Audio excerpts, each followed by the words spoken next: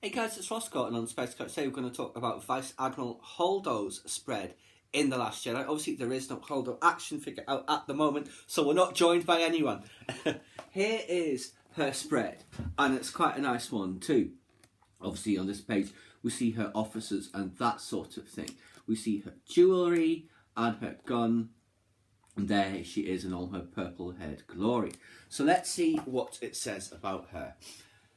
Frequently hair dyed coloured with chromatites, and it's a Defender 5 sporting blaster, features stun and lethal settings. Now, the First Order blitz against the Raddus decimates the Resistance leadership, requiring a dramatic shake-up in command structure.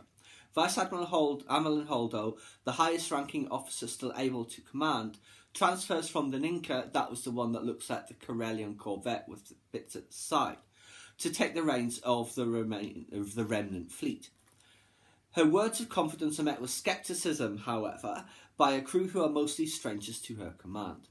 There should be little doubt of her commitment. Holdo was part of the rebellion from the very start of the Galactic Civil War.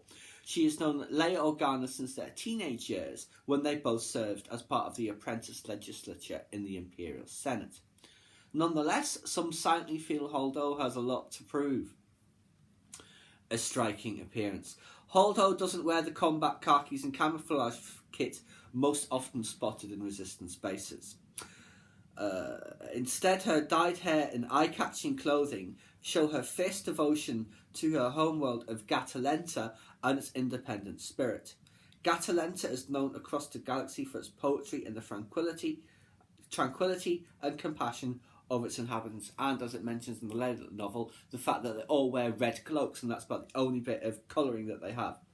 Now, from the emergency bridge of the damaged Raddus, Amilyn Holdo announces her assumption of command in a transmission to the entire fleet. Now that it has become evident the First Order can track Resistance ships through hyperspace, options for escape dwindle as fast as the Resistance's fuel reserves. Now, it says here, the Raddus has two command bridges, the principal dorsal one and emergency ventral one.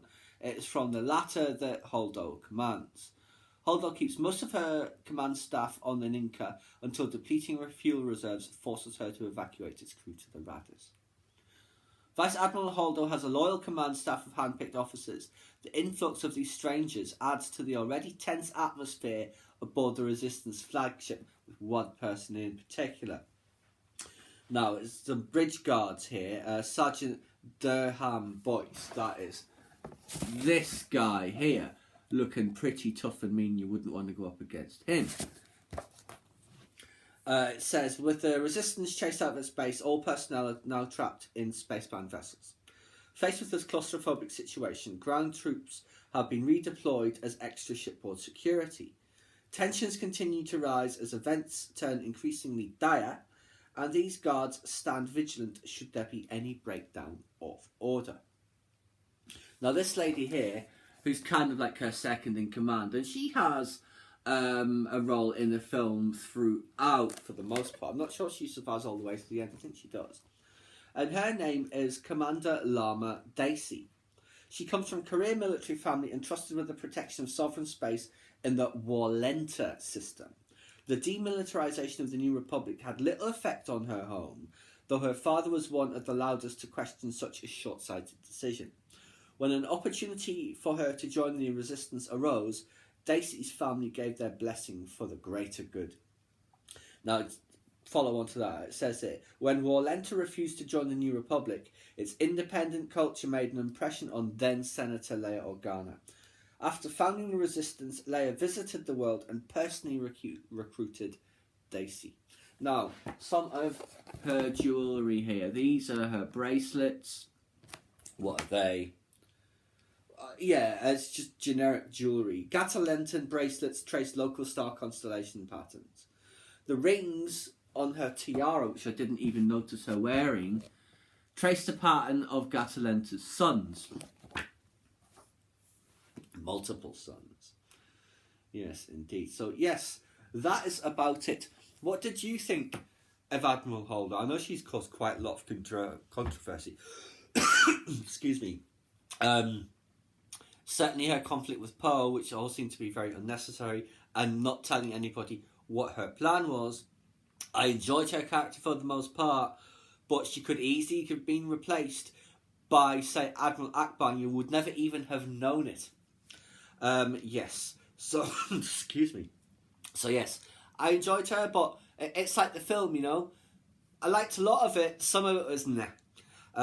So, yes, I thought we would just have a look at her. I mean, her character in the film is nothing at all like her character in the Lion novel. Just for instance, her hair, which is all purple in this. I think what would have been truer to the characters, you know, like Sabine Wren in Rebels, where, say, her hair will be a colour and the fringe will be something else. That style would have worked much better, I thought. Because that, I mean, I know people say it's very Hunger Games, and it kind of is. Excuse me. But, I mean, it just seemed a bit odd, you know, and not as an, oh, she's quirky. It's just like, why she got purple hair? What's the point? But yes, anyway, that's just a look at Admiral Holdo, Vice-Admiral Purple-Haired Feminist, as some people like to call her, who I enjoyed, and she certainly had a terrific exit from the Star Wars franchise. That moment was just amazing. But like I said, it could easily have been done by someone else, and Holdo could have, assuming they even created her character at all, she could have stayed on with the others in the pods. And to be honest, it was a little bit odd, the opening of the film, that they've just got these ships, no explanation. Would have made more sense if, say, she had arrived at the very beginning. You see the Ninka flying overhead like the Tantive 4 in A New Hope, and then the Raddus straight overhead following after it like A New Hope and the Death Star, and she's on the comms saying, Vice-Admiral Holdo, of the remainder of the New Republic fleet, Leia Organa, do you need any help? That would have worked better rather than just being there. But hey, you know, it's like I said about the Force Awakens. There were 7 billion versions of it, and now there's one. This is the version of the film that we've got, and not all the ones that we wish it had been. But yes, that's just our look, as I say, at Admiral Holdo with some of the issues that surrounded her character. Please subscribe to my channel if you enjoyed this content. Leave me a comment suggesting what kind of topic you'd like to see discussed. I like the video.